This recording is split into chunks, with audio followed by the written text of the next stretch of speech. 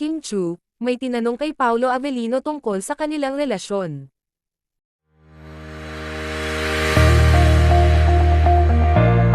Sa isang interview kahapon ng Kim Pao ay maraming naitanong sa kanila, at humirit nga ng isang kanta si Kim kung saan ay nakatingin ito kay Paolo, na tila pinapahiwatig ng kanta kung kailan ba nila aaminin ang kanilang relasyon. Crush is paghanga. Crush is paghanga. So, Paghanga naman. Umamin ka na. Wala naman sabi. Kasi hindi pala, no?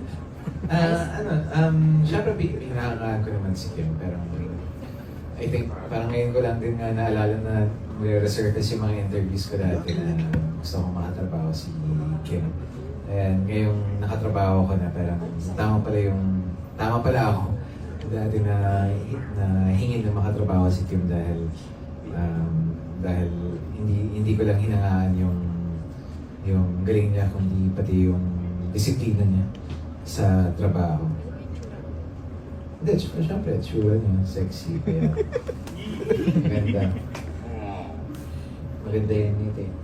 Tapos, ayun. Magaling mag-alaga ng mga tao. Tapos, ano pa ba? Then, tagal na, hinangaan ko naman si Kim ever since. Parang yun, yung energy niya, nawala ako. thank you, Pao. How about si Kim naman? Alin yun? Ayan, ganun din. Yung paghanga. Yung paghanga, di ba? Siyempre. Sino ba hindi hanga sa kanya? Yes. Oh, yes.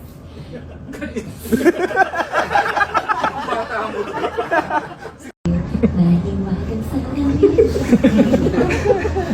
Kailan